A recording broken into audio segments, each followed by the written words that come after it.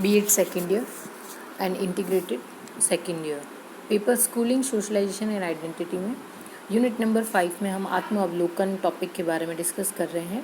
आज हम पढ़ेंगे means of self observation exercises main features, मतलब आत्म अवलोकन अभ्यास करने के साधन कौन कौन से होते हैं।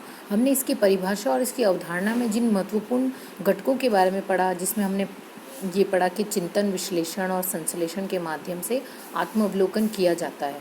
तो कोई भी व्यक्ति किस प्रकार से चिंतन करे, विश्लेषण करे और संश्लेषण करे, इनके बारे में आज हम पढ़ेंगे, ताकि हम ये समझ सकें कि आत्म अवलोकन किस प्रकार से किया जाता है या कौन कौन से प्रमुख उसके साधन या घटक होते हैं।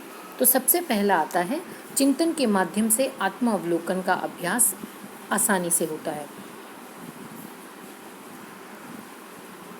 सामान्य रूप में जब हम अपने जीवन के बारे में चिंतन या मनन करते हैं या उसके बारे में सोचते हैं, थॉट प्रोसेस हमारा चलता है और उसकी रियलिटी हमारे सामने आती है। जब अपन डिस्कशन करते हैं या किसी चीज़ के बारे में सोचते हैं तो उसकी वास्तविकता से हम परिचित होते हैं। जैसे एक शिक्षक जब अपनी कोई ओपिनियन रखता है क्लास में पढ़ाते समय, वो जो आपको समझाना चाहता है, उसके बारे में बताना चाहता है, उसके शिक्षण अधिगम प्रक्रिया को प्रभावी रूप से संपन्न करना उसका एक उद्देश्य है। और छात्रों के अधिगम स्तर को वो क्या चाहता है कि जो वो पढ़ाए वो उसके क्लास में स्टूडेंट्स को सब समझ में आ जाए। अब इस थॉट प्रोसेस के साथ ही वो क्या करेगा, तैयारी करेगा। वो हमेशा यही चाहेगा कि जो वो कंटेंट क्लास में पर डे पढ़ा रहा है वो उसके स्टूडेंट की लर्निंग को बढ़ाए। तो इसके लिए उसके मन में विचार आएगा, विचार उसे चिंतन करने के लिए प्रेरित करेगा और वो ये अभ्यास करेगा कि किस प्रकार से मैं बच्चों की इस अधिगम प्रक्रिया को निरंतर गतिमान रख सकता हूँ या मैं इसे विकसित कर सकता हूँ। अतः वो अपनी क्षमताओं को खोजता है कि मैं उसे बेटर कैसे बना सकता हूँ अपनी पर डे क्लास को। या कभी उसे ऐसा फील होता है कि उसके स्टूडेंट सेटिस्फाई नहीं है, वो क्लास में क्वेश्चन ज़्यादा करते हैं, या स्टूडेंट या किसी स्टाफ से या उसे पर प्रिंसिपल से पता चलता है कि उसकी जो स्टडी का जो वे है वो स्टूडेंट के लिए सेटिस्फैक्ट्री नहीं है। तो वो इसके ऊपर क्या करेगा, विचार करेगा और उसमें सुधार के नए नए प्रयास के बारे में सोचेगा या नए प्रयास के साधन खोजेगा। दूसरा आता है विश्लेषण यानी एनालाइज करना।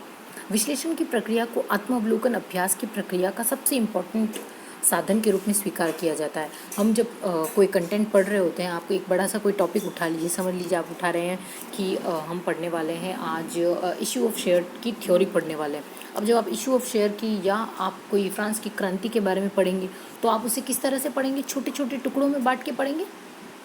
फ्रांस की क्रांति का इतिहास पढ़ेंगे, उसके जो प्रमुख गतिविधियाँ रही थी, उसके जो बैड पॉइंट्स हैं, जो गुड पॉइंट्स हैं, उसके बारे में अपन उसको क्या करेंगे, छोटे छोटे टुकड़ों में पढ़ेंगे।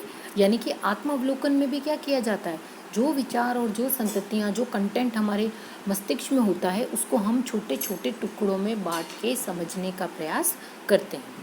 अब क्लासरूम टीचिंग की जब बात आती है तो जब एक शिक्षक के द्वारा अपनी कार्य क्षमता और व्यवहार का विश्लेषण किया जाता है तो उसको अपने व्यवहार की कमियों और क्षमताओं के बारे में ज्ञान हो जाता है। अब अगर टीचर इसी तरह से अपने आप को एनालाइज करेगा तो एनालाइज करने के दौरान हम क्या ध्यान करेंगे कि हमारे गुड पॉइंट्स और बैड पॉइंट्स क्या हैं। जब अपन उसको ठीक से समझने लगेंगे तो उसके डीमेरिट्स और मेरिट्स, एडवांटेज डिसएडवांटेज सब पता चलेंगे। तो टीचर भी इसी तरह से अपने गुणों को और अवगुणों को खोजता है। फिर विश्लेषण प्रोसेस या प्रक्रिया के आधार पर ही शिक्षक अपने कार्य और व्यवहार के प्रत्येक पक्ष में अपेक्षित सुधार ला पाता है। गुण और दोष पता हो जाएगा तो वो क्या करेगा, सॉल्यूशन की ओर बढ़ेगा और उसमें सुधार करने शुरू करेगा। नेक्स्ट आता है संश्लेषण। संश्लेषण की प्रक्रिया भी आत्म अवलोकन का एक महत्वपूर्ण साधन माना जाता है। संश्लेषण जब अपन उसको रीग्रुपिंग करेंगे, पहले हमने उसको डिपार्टमेंट्स में डिवाइड कर दिया, अब उसको ओवरऑल स्टडी करना हमको पड़ेगा।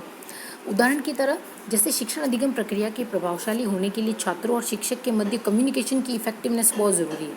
अब छात्र के अनुरूप विषय और पाठ्यक्रम होना चाहिए और छात्रों की गतिविधियों के माध्यम से अधिगम कराना चाहिए। इन सभी तथ्यों का योग एक प्रभावशाली शिक्षण अधिगम प्रक्रिया को